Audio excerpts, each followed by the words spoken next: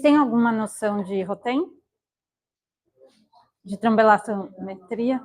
Terapia? Não? Não?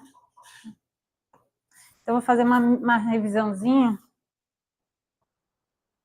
e depois a gente vai para os casos, tá? Vamos ver se eu consigo fazer rapidinho. Vamos de novo pela 15ª vez. Até vocês nunca mais esquecerem isso.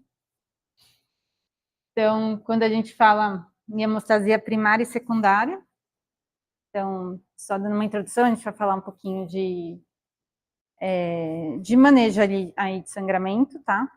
E aí, quando a gente fala em sangramento, a gente tem que falar um pouquinho da cascata de coagulação e como é que acontece a hemostasia, tá?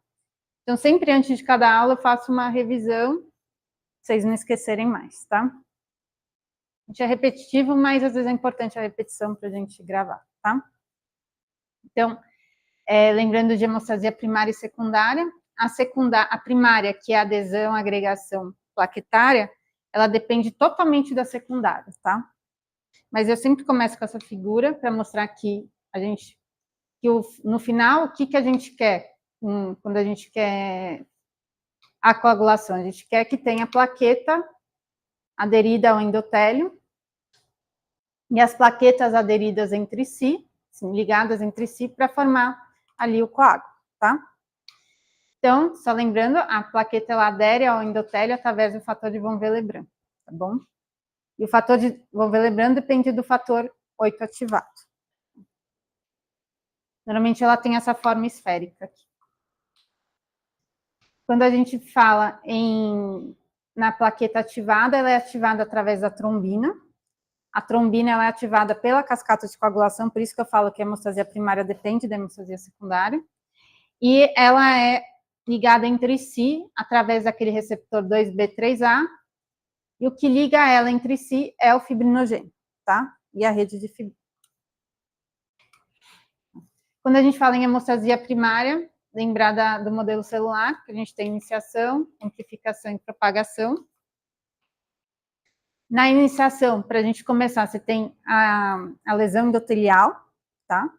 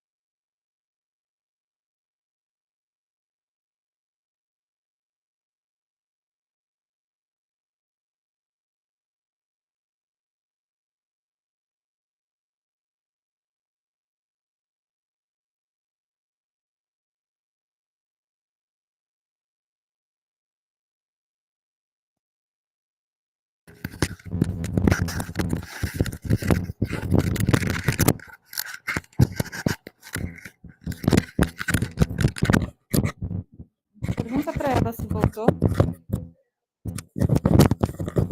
Eu troquei o microfone.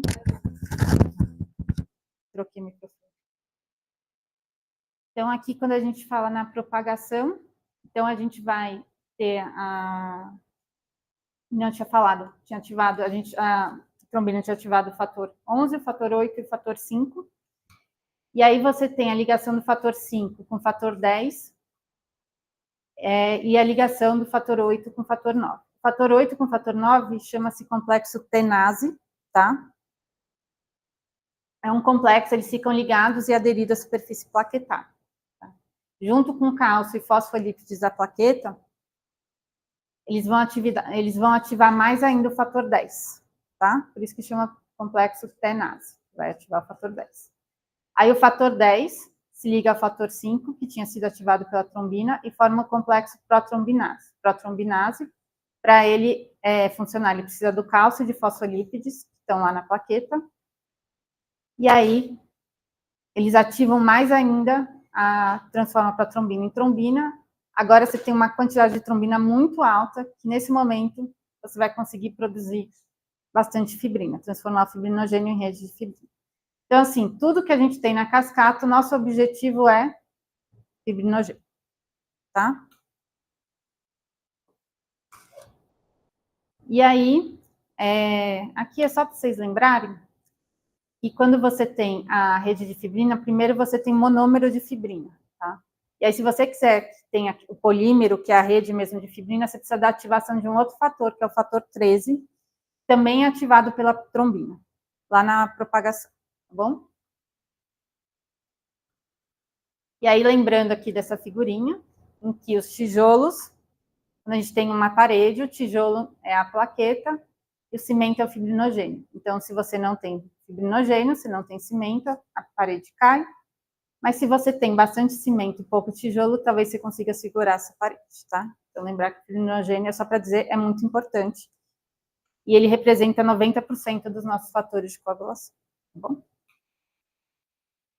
E aí, quando a gente fala nos testes convencionais para avaliar a coagulação, TP, TTPA, contagem de plaqueta, a gente fez uma aula sobre isso, não lembro se foi gravado ou não. Eles não são validados para orientar terapia na hemorragia aguda, tá?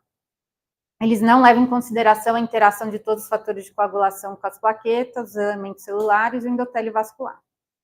E eles refletem tardiamente a hemostasia em vivo, tá? Quando eles se alteram, normalmente você já tem um déficit de fatores de coagulação maior que 50%. E a influência da hipotermia não é mensurada. Aí os testes viscoelásticos que a gente tem, que é tromboelastografia, trombelastometria, é uma representação gráfica, na verdade é o desenho do coágulo, tá? Inclui todas as fases da formação do coágulo. Você utiliza sangue total, tá? Eles podem ser feitos na temperatura do paciente, tá? E aí você consegue racionalizar e principalmente direcionar a terapia transfusional desses pacientes. Fazer uma terapia mais guiada. Então, o Rotem, ele tem 2 atualmente no mercado, que é o Delta, que você tem 4 canais, e você pode escolher os testes que você quer fazer. E tem o Sigma, que realiza os 4 testes de uma vez. Provavelmente a gente vai ter o Sigma aqui no hospital, tá bom? Só que não tem como você escolher o teste, os 4 testes são realizados simultaneamente. O que dá para escolher é se você vai querer o Aptem ou o Eptem. Mas o Extem, o Fibtem e o Intem você vai ter que ter, tá? E aí, como é que funciona? Eu tô falando mais rapidinho porque a gente já falou isso na aula passada, tá? Você pega, pipeta o sangue inteiro, coloca aqui uma pipeta. Aqui a gente tem um pino. O pino, ele roda de um lado e para o outro. Essa rotação do pino é para ativar o sistema de coagulação. E aí você coloca aditivos para que essa ativação seja mais rápida, tá? E aí vai se formando coágulo e pela leitura óptica você vai vendo o desenho do coágulo sendo formado, tá?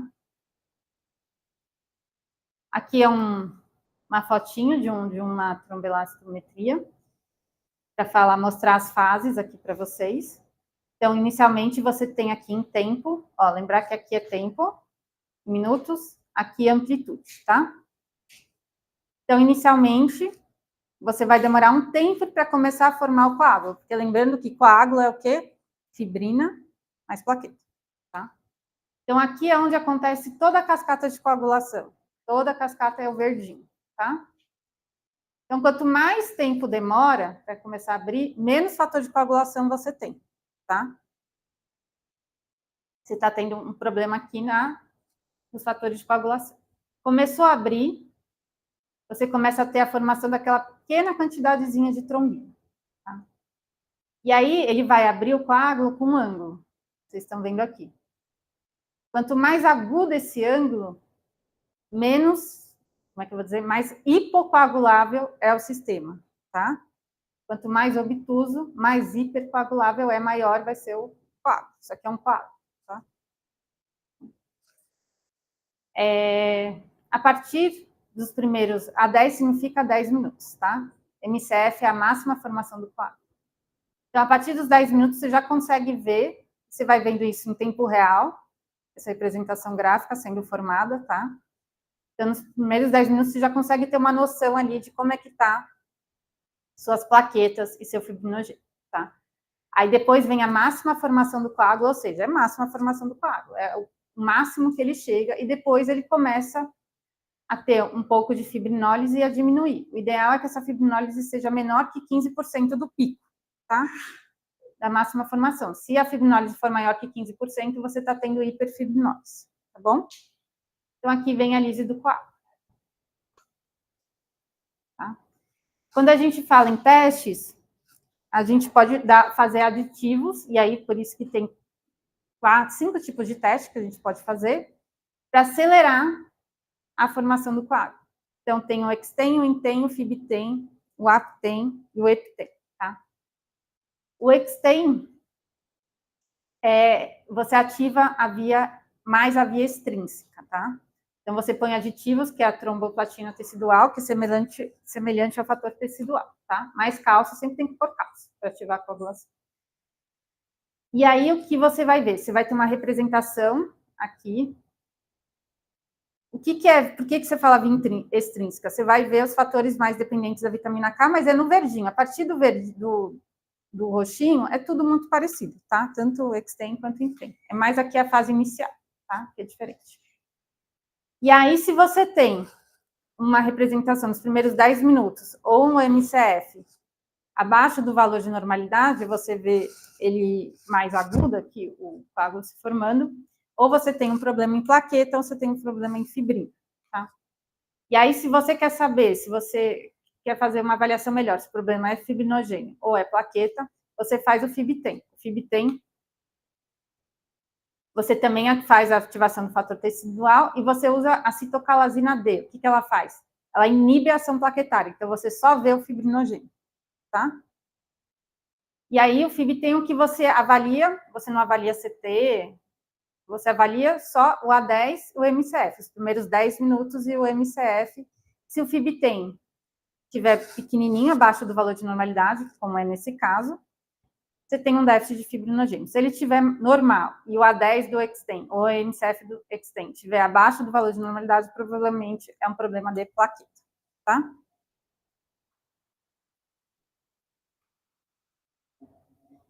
Outro teste derivado do Extem, que você usa o mesmo fator tecidual, que é a tromboplastina tecidual, é o Aptem. Só que o Aptem dificilmente a gente faz, tá? A não ser que a gente use o Sigma, que tem os 4 testes, tá? Porque senão, muito difícil você ver uma trombólise, aqui uma lise do coágulo maior que 15%, aqui é praticamente 100%, e não ser hiperfibrinólise, tá? O Aptem, o que você faz? Você inibe a fibrinólise, você dá a proteinina, tá? E aí você corrige. E o coágulo corrige.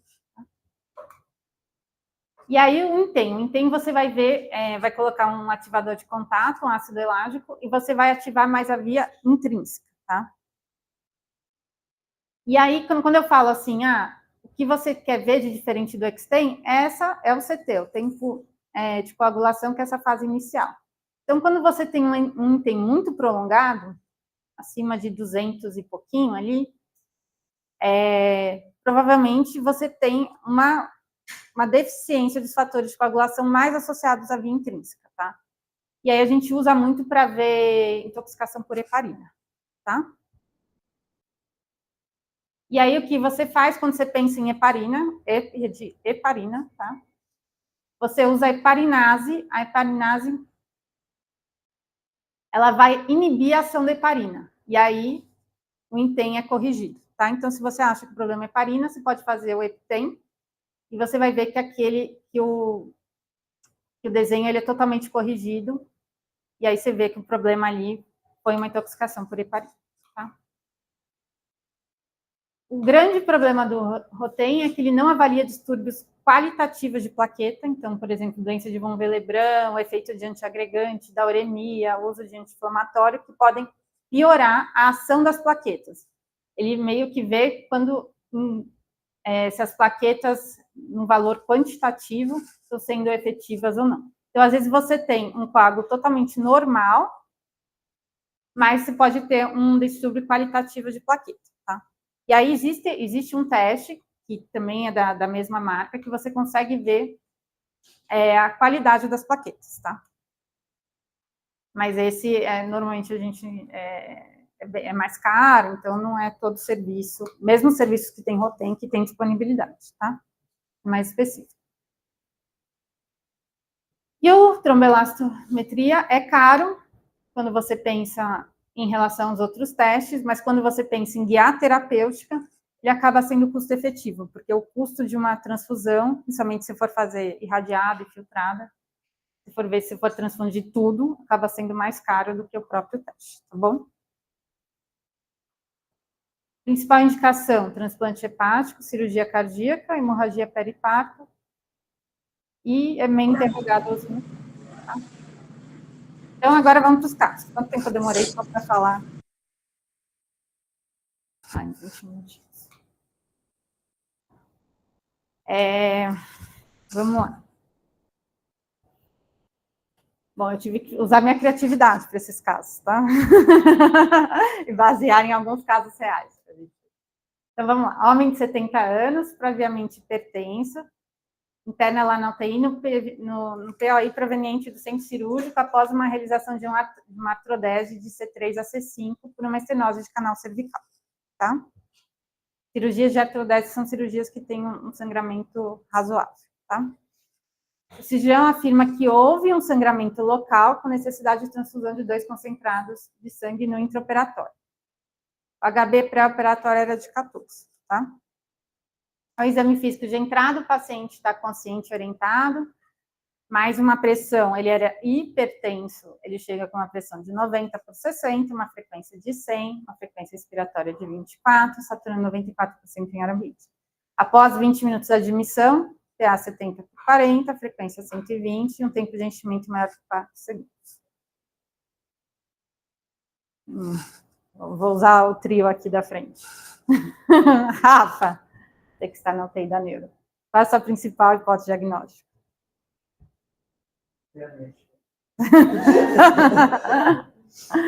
Tá.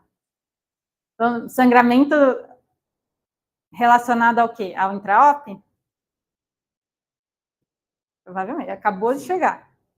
Tá. Como é que você procederia nesse caso? O que você faria? Se alguém quiser falar, pode falar também.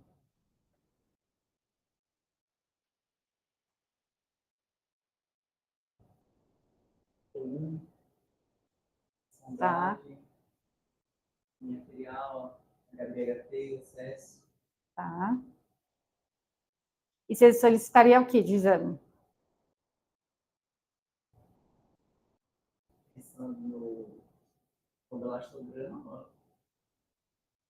Pensando também, vamos supor que você tem.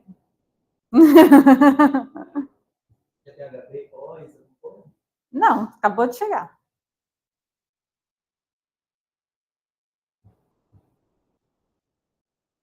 Fala aí, o que vocês pediriam para esse paciente? Felipe. Poderia pedir, né? Coágulo também. Um HB, tá. Bom. Tá. Tá.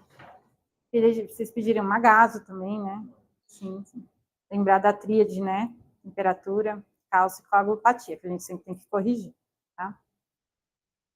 Mas o que esse caso chama atenção? Primeiro que ele já chegou meio hipotenso aqui, né? 90 por 60. Segundo, que ele piorou a hipotensão, piorou a taquicardia, né, em um tempo muito curto. Então, provavelmente, algo agudo está acontecendo, e provavelmente deve estar acontecendo desde a cirurgia, tá? Tem déficit também, posso ir, porque para sangrar região tem. Tem. Porque assim, é um diferencial, né? Não é. Uhum. Às vezes é legal fazer um eco, avaliar volemia, porque imagina, acabou de chegar de uma cirurgia, recebeu um monte de volume, recebeu concentrado. Não é para ele estar, nesse momento, totalmente hipovolêmico, né? Tá. Ficou sem dreno, né? Ficou sem dreno. E a região, isso aqui é uma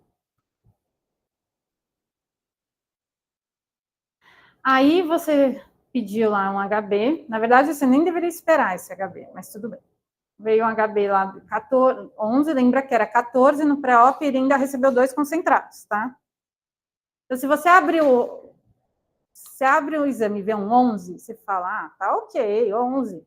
Mas lembrar que esse paciente tinha um HB de 14. Então, é sempre bom saber quanto era o HB pré-operatório do paciente, tá?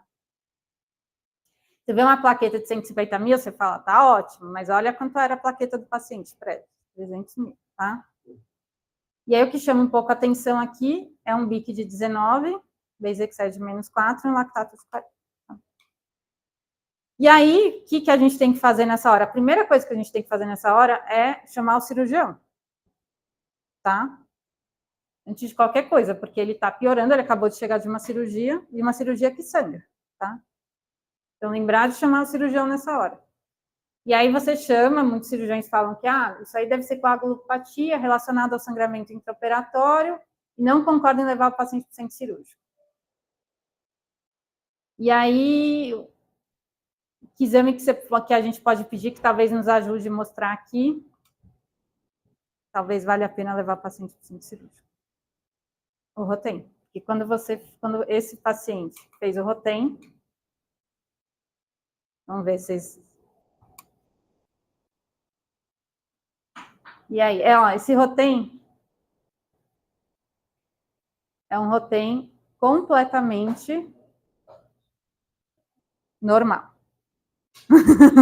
Tá? Nem precisa se estressar. Ele é completamente normal. Foi o sigma lá, bonitinho, normal. Não tem nada alterado. Nada. Isso quer dizer que não tem nenhum problema nesse momento de coagulopatia. Depois vai ter, se não levar para o centro cirúrgico, tá? Então, aquela queda de HB, aquele estado do paciente é sangramento cirúrgico, tá? Maneira de você convencer ele e falar, assim, coagulopatia não é, tá? É cirúrgico. É bom para o cirurgião levar. Paciente cirúrgico, tá? Segundo caso. Agora eu vou pegar a Paulinha. Vocês ajudam a Paula, tá?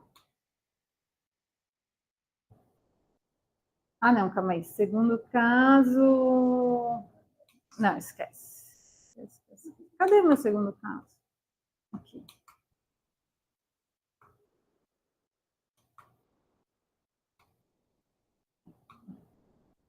Mulher de 75 anos. Esse caso foi um caso real que a gente teve, que eu dei uma adaptada, tá? A gente não tem roteiro, mas foi um caso que a gente teve aqui, a gente até apresentou na reunião de morte. Tá? Mulher de 75 anos, hipertensa, procura a UPA com enterorragia em grande monta, tá? Troca de 3 fraldas encharcadas de sangue. Ela procurou a UPA, na verdade, por outra queixa, mas lá ela teve um sangramento em grande monta que teve que trocar 3 fraldas. Ela chegou lá com tosse produtiva, tá? Estava em regular estado geral, hipocorada, em Glasgow 15, uma frequência de 80, uma PA de 150 por 80. Uma frequência respiratória 18, tinha um abdômen doloroso difusamente, com presença de sangramento anal ativo. Aí pediram vaga para o HSP, ela veio para cá, após 4 horas ela chega em mau estado geral, um Glasgow de 14, o prévio dela era de 15, tempo de enchimento maior que 4 segundos, uma frequência que antes era de 80, de 137, uma pressão de 118 por 80, era 150 por 80, saturando 98%, porém já em catéter de 3 litros, tá? E o abdômen continuava doloroso difusamente a palpação e tinha fezes ampola retal com sangue sem massas palpáveis. E aí, Paulinha, chegou ali para você, essa paciente. Qual é a sua principal hipótese? O que você faria e quais exames você solicitaria?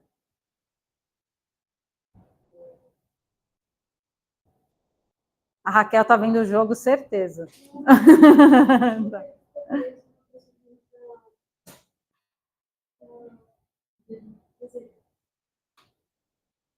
Então, vamos lá. Qual é a principal hipótese diagnóstica?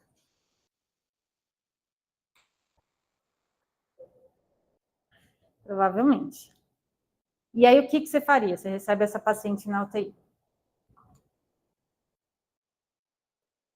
Podem ajudar.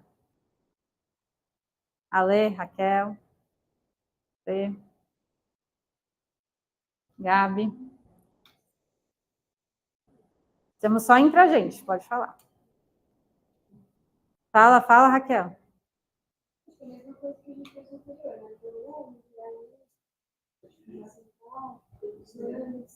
Vocês já pediriam concentrado aqui? Sem nem ter o HB? Sim? Tá. Que bom. Pelo menos 2 concentrados aqui merece, tá?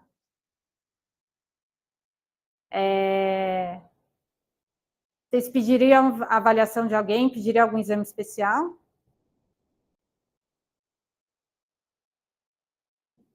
Endoscopia. Tá.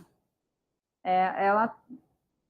Dá para fazer um flash. Isso. Então, assim, um dos problemas desse caso é que ninguém ali lembrou do FAST, tá? Então, sim, acho que lembrar que diante de uma hipótese de um sangramento num paciente que chega lá na emergência, é muito importante fazer um FAST, para a gente ver se tem líquido livre ali, se não tem um sangramento ativo, tá?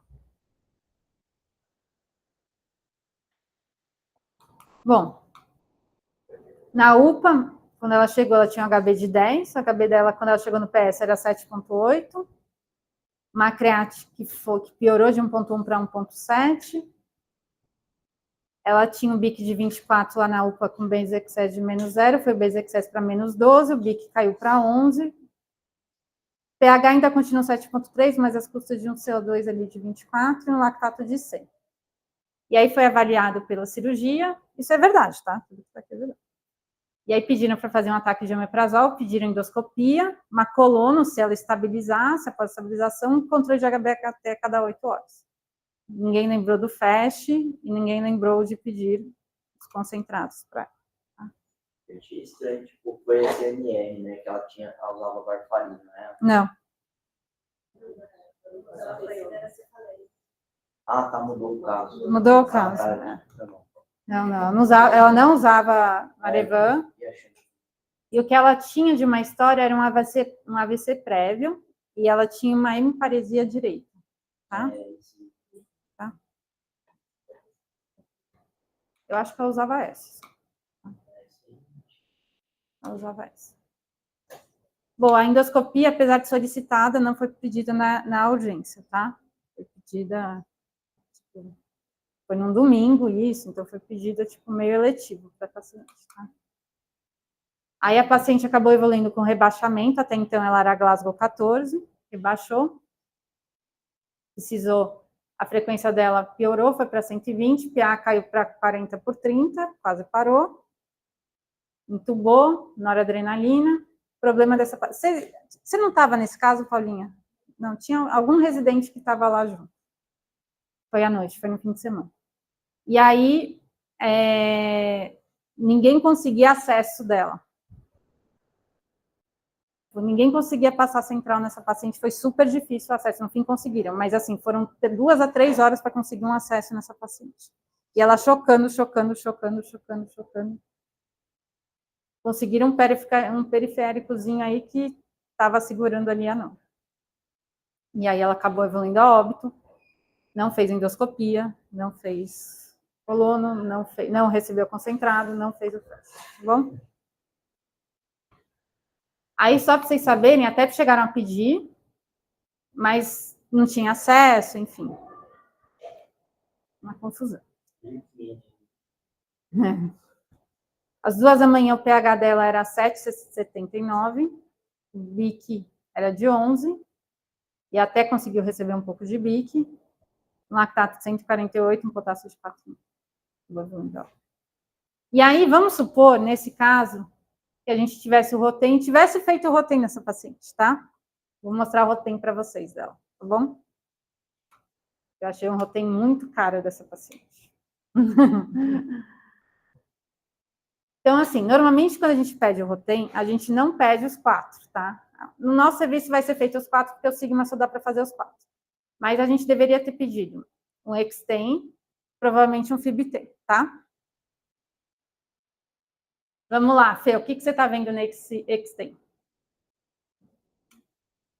Uma hiperfibrinólise. E tem mais alguma coisa?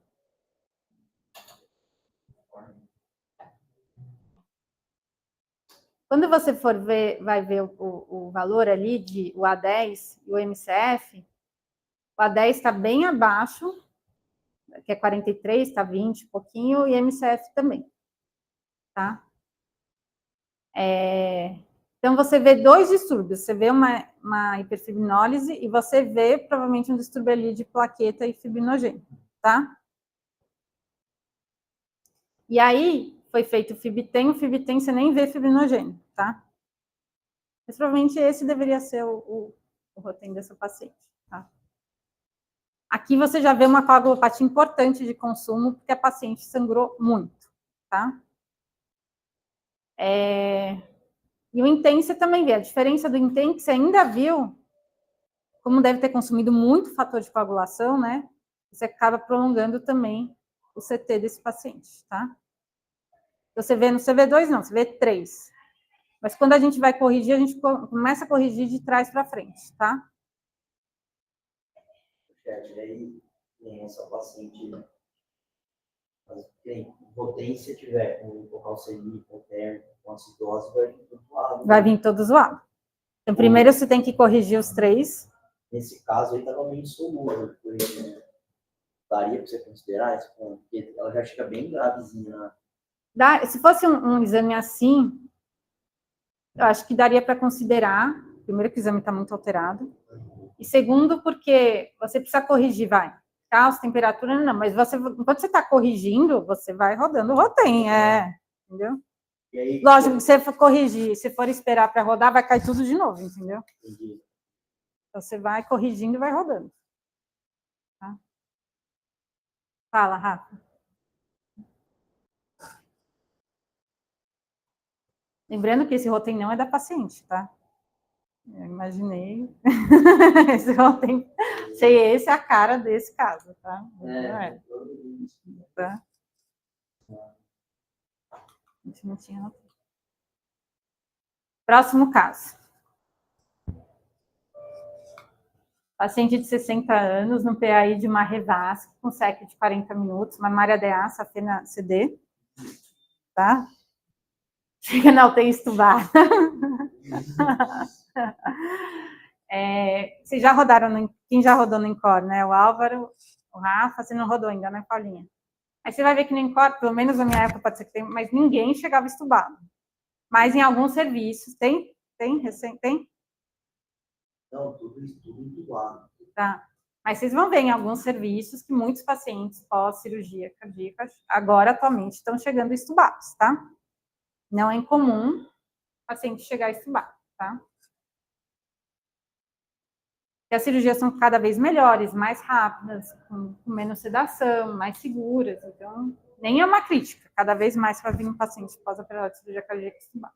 O problema é que quando dá ruim, além de tudo, você ainda tem que tubar o paciente, tá?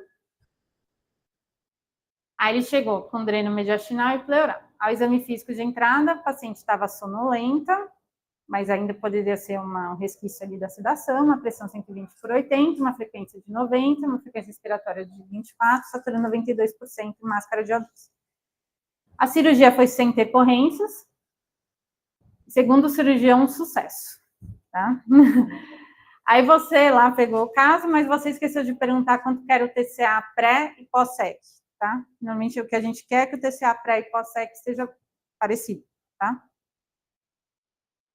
E o anestesista também não te passa essa informação, tá? Você esqueceu de perguntar, ele também esqueceu de te passar. E aí, após 40 minutos, o enfermeiro te chama porque o paciente está rebaixando, a frequência dele foi para 125, a PA 80 por 60, ele te chamou por conta disso. Isso não é incomum, a gente vê acontecer, tá? E aí, a primeira coisa que você faz quando você chega no paciente, no PO de cirurgia cardíaca, desse jeito, é olhar para o dreno, tá? Normalmente, o enfermeiro já te fala, olha, só agora, nesses 10, 15, 20 minutos, foram 1 litro, tá? Tá? O enfermeiro que trabalha numa unidade que recebe paciente de cirurgia cardíaca, ele está totalmente treinado para isso, tá? Ele vai ver e vai te falar. E aí você vê um débito abundante sanguinolento lá em torno de 800, 1 litro ali de sangue. E aí, qual é a sua principal hipótese diagnóstica, Álvaro? Aqui é sangramento.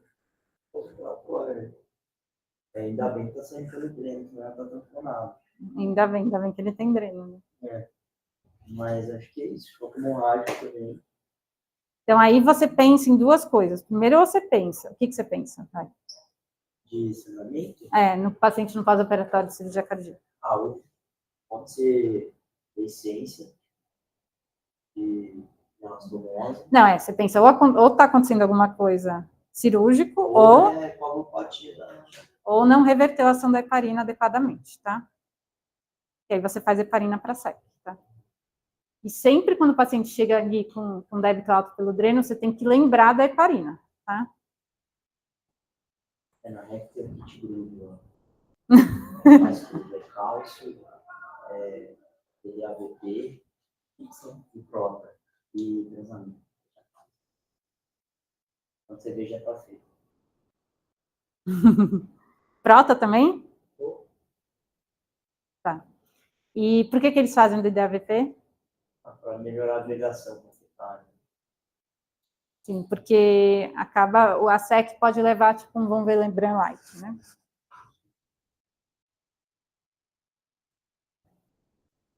E lembrar que toda cirurgia cardíaca que vai para a SEC é meio regra, você faz o transamino intraórtico, tá?